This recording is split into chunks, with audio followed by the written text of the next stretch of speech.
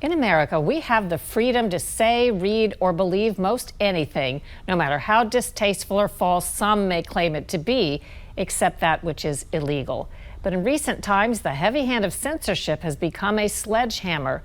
Today, we speak about COVID censorship with Del Bigtree. He heads up the nonprofit consumer group Informed Consent Action Network. My background is I was a CBS producer on the medical talk show The Doctors. Barbara Lowe Fisher is here from the National Vaccine Information Center. So I won an Emmy Award celebrating the best that science and medicine has to offer. Then he says in 2015, he stumbled on an untouchable story.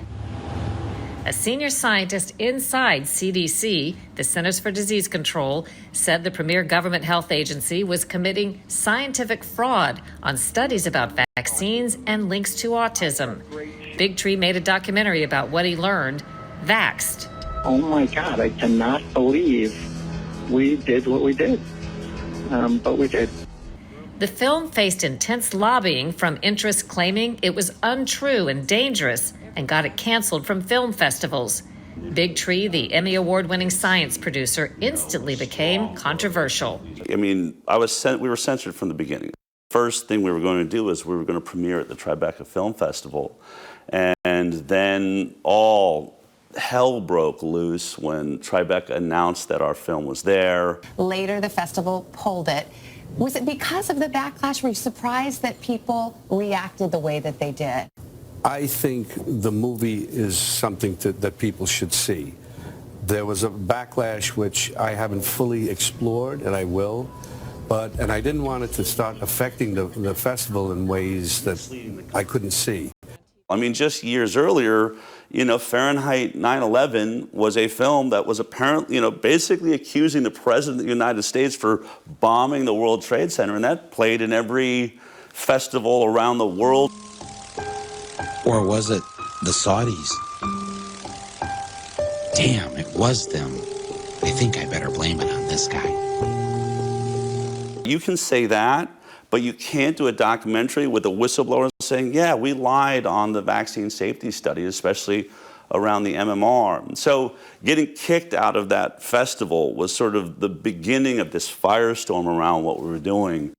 There was a time in journalism when pretty much anything could be discussed, and we thought it was our responsibility to present different viewpoints, whether we agreed with them or not, whether the powers that be agreed with them or not, because the powers that be are often wrong or have conflicts of interest.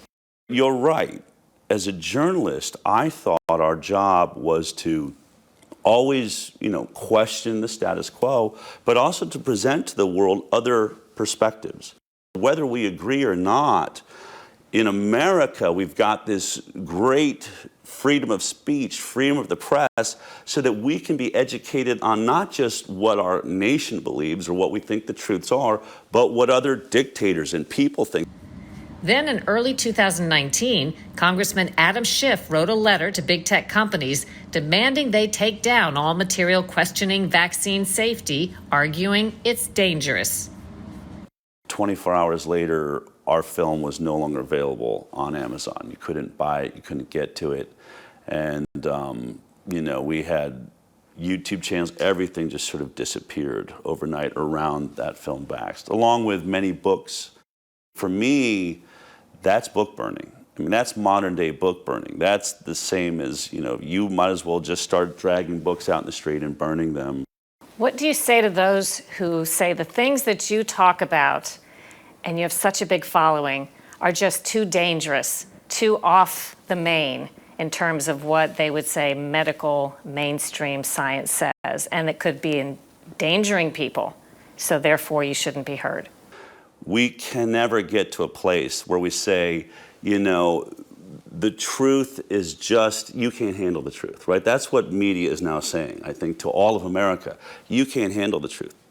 Well, your critics would say it's not that they're saying people can't handle the truth. They accuse you of not telling the truth. That's a little different. It's really easy to accuse someone of not telling the truth, but they would have to have proof. None of my accusers will sit down in a debate with me. If I'm so confident that what I'm saying is backed by science, I'll walk into any debate at any time. We're the beacon of light in the world for truth because we're able to see all sides of it and aren't being manipulated to only have one perspective driven by our government. That's what freedom is. Bigtree hosts the internet talk show, The HighWire.